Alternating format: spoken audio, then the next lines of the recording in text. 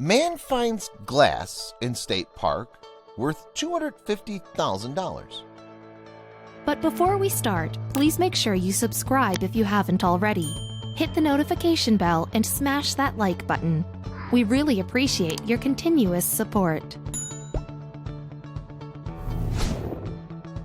It had been years of hope and then disappointment, but as he strolled along the rough pathway and dusty ridges, he saw something he'd never seen before. It wasn't like the other baubles he'd gathered over his many visits, and soon he would find out just how special it really was. Upon first glance, Kevin Kennard of Maumelle, Arkansas might have looked like your everyday sort of guy. He enjoyed traveling, spending time with his friends, and the occasional party or night out. However, the 33-year-old banker had a very interesting hobby that most people would never guess. It started in the second grade, a school field trip that had most kids rolling their eyes or scrunching their noses. Going to a state park wasn't anything to get excited over, but when his teacher told them what would be waiting for them and what they might be able to keep afterwards, the kids' interest skyrocketed.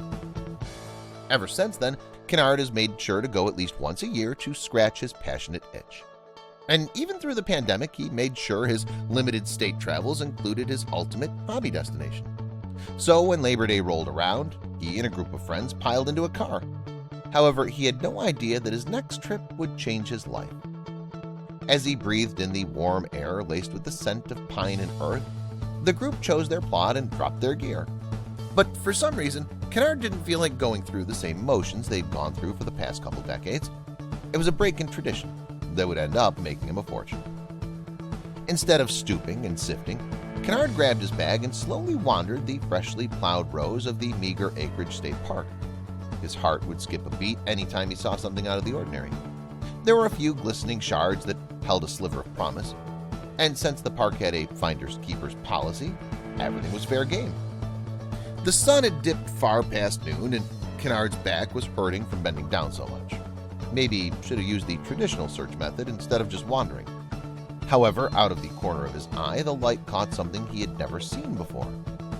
It was dark, rough, and about the size of a large pea. But there was an interesting luminosity that made it quite lovely. The crazy thing was, it didn't spike his adrenaline like other times he'd made a hopeful discovery. It was probably just a piece of old glass. He shoved it in the little bag with his other finds and nearly forgot about it. Thankfully, his friends stepped in at the last minute.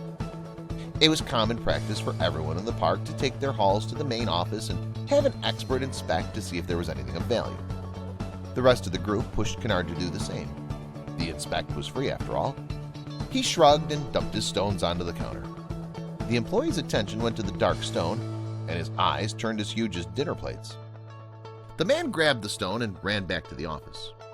Finally, Kennard's heart started to frantically pound in his chest. Excited jitters exploded through his body when he was asked to join them in the back where the superintendent of Crater of Diamonds State Park waited for him. Kennard could barely breathe. Why was the small park called Crater of Diamonds? Because millions of years ago, volcanoes spewed lava all over the area. The discovery of diamonds had turned it into a mine, but there wasn't enough to make any significant profit. In the 1950s, the state took control and turned it into a tourist destination. Countless people, including Kennard, sifted through the dirt looking for precious gems. Most of the time they were worthless, just pretty stones that made for a good holiday story. However, the stunned banker had to sit down when they told him that he had not only found a valuable diamond, but he had also discovered the second largest one in the history of the park. Weighing in at 9 carats, the value ended up at $250,000. But Kennard didn't care. There was easily a small fortune in his future if he wanted to sell it, but that was the last thing on his mind. He thanked the workers and rushed to his bank to put it in a safety deposit box. His boss did have one burning question. "Are you going to quit?" Kennard answered with an adamant no. He was still young and wanted to work. For now, the hobby that he'd started in second grade had finally paid off. With a wealth of experience and memories, it was enough for now. He also had some advice for anyone who wants to explore like he did. Always have your finds checked. But more than that, he reminds people that it's not just about going to make money. Hobbies like these are all about having great moments with friends, which is why he's officially named his discovery the Kennard Friendship Diamond.